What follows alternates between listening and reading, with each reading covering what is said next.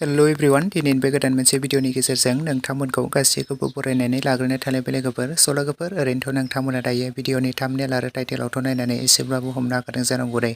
दिनैनि भिडिअआ मानि बागै जागोन। लोगोफोर दायो आं नोंथांमोननि सेराव लानानै फैदों मोनसे गोदानै आबुं बर' सावथुननि सायाव आपडेट लानानै।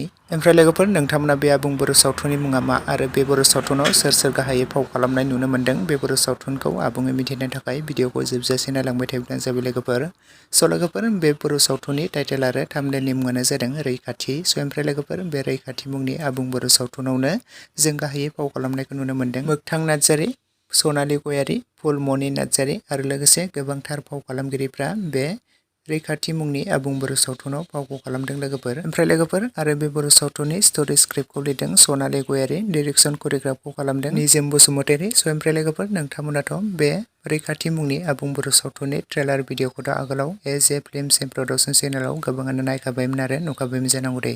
आरो नोंथांमोना बेनि फुल मुभिखौ जोबोरैनो नायनो थाखाय एक्साइटेड जाबाय थादोंमोन। लोगोफोर बिथांमोना बे रैखाथि आबुं बर' सावथुनखौ दायो एपिसड बाय एपिसडै बिथांमोना रिलिज खालामगासिनो दं दे लोगोफोर।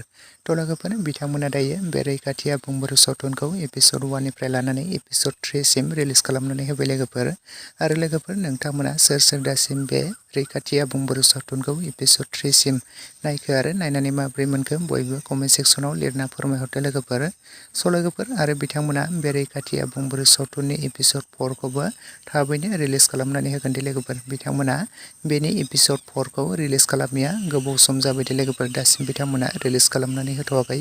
साननैसोनि उनाव बिथांमोना बेनि एपिसड 4 खौ रिलिज खालामनानै होगोन लोगोफोर। नोंथांमोना सोर सोर दानिफ्रायनो नायनो थाखाय बेनि एपिसड 4 खौ एक्साइटेड जानानै दङ कमेन्ट सेक्सनाव लिरना फोरमायहरदो लोगोफोर आरो नायनो थाखाय एसे नेनानै थाथ'लायोब्लानो जाबाय लोगोफोर। लोगोफोर लोगोसेनो दासिमनि सर्ट आपडेट भिडिअ बेखिनियावनो भिडिअखौ जोबजासे नायनायनि थाखाय thank you for watching. Next video थाबैनो लोगो मोनफिनगोन लोगोफोर।